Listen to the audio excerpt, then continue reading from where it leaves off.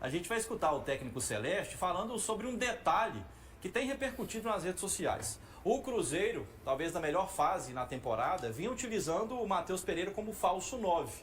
E agora, desde que chegou o Caio Jorge, o Dineno está recuperado, vem utilizando mais a figura do centroavante, uma referência no ataque, o Gão. A gente vai ouvir então o Seabra falando justamente sobre a utilização de um centroavante. Aí você comenta sobre esse assunto.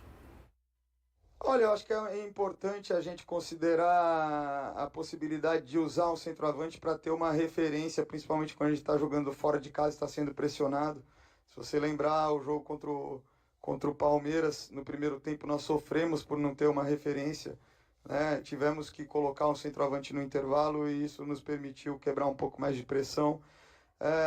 Temos tido uma produção ofensiva abaixo do que nós pretendemos ter de forma geral. O centroavante nos ajuda a ter uma presença diária mais importante nos movimentos de ataque à área.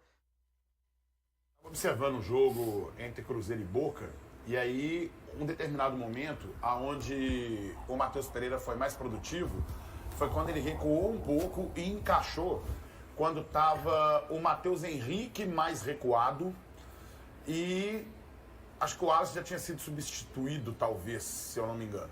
Mas enfim, se eu estou confundindo os jogadores, vocês me desculpem. Mas o que eu quero colocar aqui em destaque era que o Matheus Pereira recuou um pouco mais. E mesmo fazendo essa função do falso 9, o Matheus Pereira ele voltava um pouco antes da linha do meio campo, naquele setor onde começa a transição e a criação de jogada.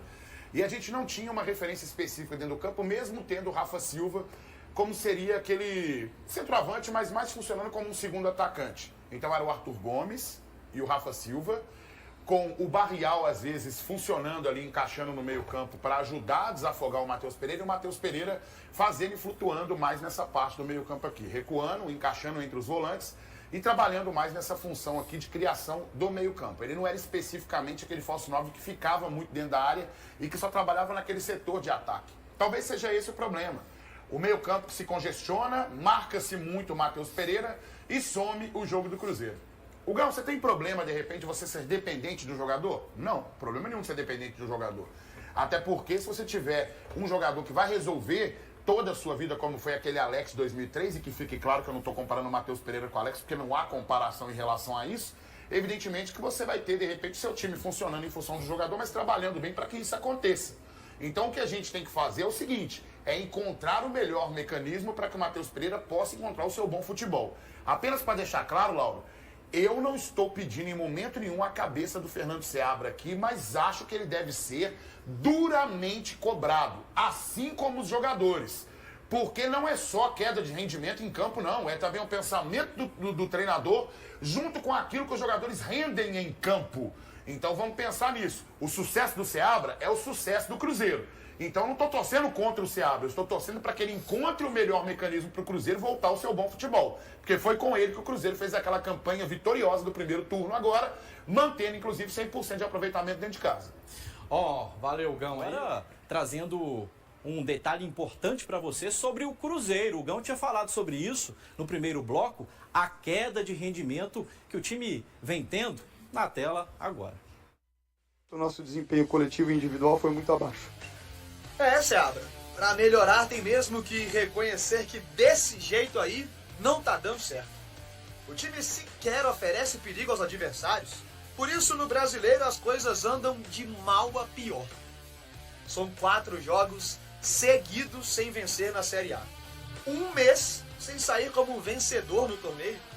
A última vitória foi contra o Botafogo por 3-0 no dia 27 de julho.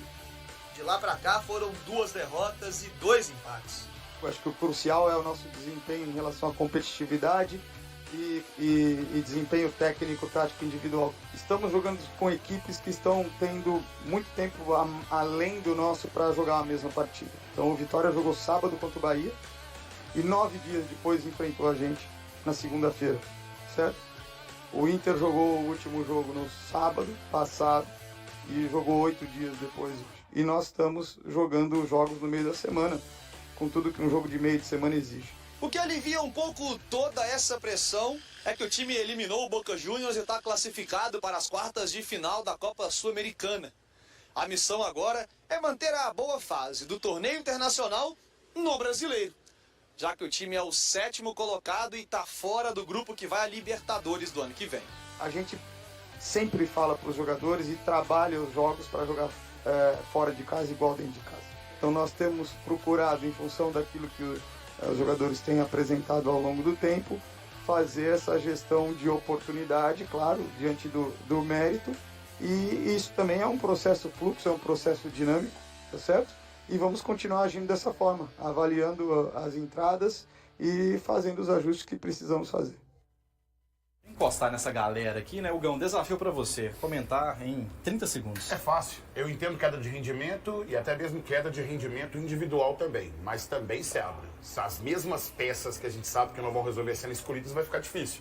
Você tem o Japa, que foi bem ano passado, você tem o Dorival, você trabalhou com esses meninos na base, tem o Josef, que tá indo bem no Brasileiro Sub-20, mas não, você escolhe Ramiro, respeita o Lucas Silva, ainda assim o Lucas Silva não é a solução dos problemas, principalmente no setor do meio campo do Cruzeiro. Não dá. Colar também as definições que envolvem os confrontos de Cruzeiro e Libertad, Hugão. 19 de setembro, ida lá no Paraguai, né, em Assunção. Defensores del Chaco. Exatamente, tradicional Defensores del A Chaco. torcida deles A última não vez enche- que estive lá foi no jogo do América, o Toledinho estava lá também. A torcida o América deles não enche passou muito contra o Guarani. defensores, não. E dia 26 a volta. Que você conversou com o guarda sobre o Bafo.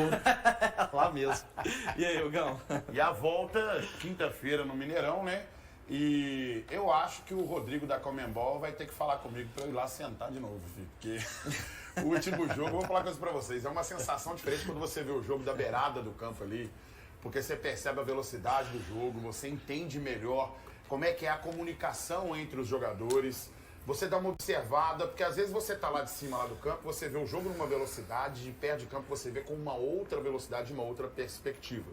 Esse Cruzeiro e Libertad, eu tenho grandes expectativas em relação a esse jogo, principalmente porque, aí eu tenho que falar, o Cruzeiro, ele tem que chamar a responsabilidade do favoritismo para esse jogo. Não é uma falta de respeito com o Libertad, não.